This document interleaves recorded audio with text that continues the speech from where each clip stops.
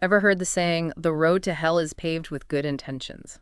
Oh, yeah, We're definitely. going to unpack that today, looking at FOSTA SESTA. Right. Law is meant to help, but Sometimes they can backfire, is the thing. yeah, and today we're diving deep with a survey from COYOTE RI. They advocate for sex workers' rights. So their perspective on this legislation is really important. Absolutely. So we're not here to debate the law itself, but see what happened because of it, like on the ground. Exactly, the real-world impact, And for that, lived experience is data. which is often missing, yeah. This survey, it was done in 2022, a few years after FOSTA SESTA, and it was designed with the people it was actually studying. Oh. Yeah, participatory action research, they call it. That's really putting the power in the hands of the people, those most affected. Exactly. 332 people started it, 227 finished. That's a really good, response rate. It is. Shows you how important it was to them. And get this, these responses were used in legal challenges to FOSTA. Wow, so it's action-oriented research. Really making a difference. Okay, so the findings. This is where it gets, honestly, kind of surprising. Straight up, the survey found FOSTA increased sex trafficking. See, that's what I mean about good intentions, right? Yeah, it's like how? You got to think, it made things riskier online. Advertising, screening clients, all that. So it pushes things underground. And out of sight, out of mind, it's easier to pretend it's not happening. But that doesn't mean it's gone. If anything, it makes it harder to track, to help. So it actually might be having the opposite effect of what was intended. Potentially, yeah. And that's what we need to look at. And it wasn't just trafficking either, right? It had other impacts based on the survey. Yeah, we're talking about overall more dangerous and exploitative conditions. Like across the board. It seems so. We'll get into that. Yeah, the law wasn't trying to make things more dangerous, right? Right. But when you, take away options, it kind of forces people into riskier situations. Yeah. Makes sense. It's about those unintended consequences, I guess. Trying to solve a problem And you end up creating new ones. Yeah.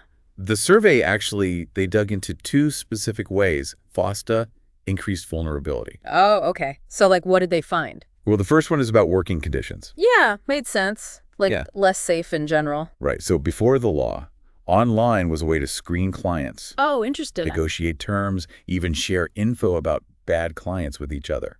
So, a safety tool almost. Exactly. Yeah. But then FOSTA comes along, those platforms are gone, shut down, or just scared of getting in trouble. So it's like you're taking away someone's way to protect themselves and then blaming them for being in danger? Exactly. And that leads to the second kind of vulnerability. Okay, what's that? Support networks.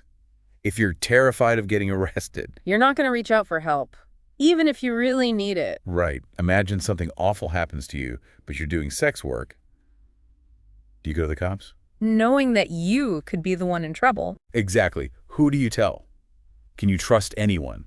So it creates this, atmosphere of fear, of isolation. And that makes you more vulnerable to being exploited all over again. It's a vicious cycle. It is. And what's really wild is the survey found this went even beyond just sex work. Oh, wow. Okay, so, what do you mean? How? Well, they found that FOSTA decreased overall public safety. Wait, the goal was the opposite, right? How does that even, I know, it's counterintuitive, but... It's complicated, yeah. But basically, by making things hidden, they're harder to, address. So even if it seems better on the surface because it's not as in your face? Right, you haven't solved the actual problem. So we had this law, FOSTA SESTA. The goal was to reduce sex trafficking, which obviously... Yeah, who's going to argue with that? No one.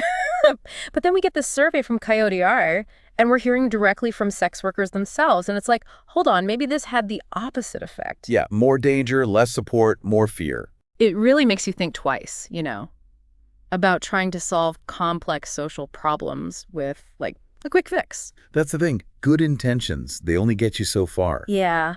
And especially when we're talking about communities that are already marginalized, we have to be really careful that our solutions aren't actually making things worse. 100%.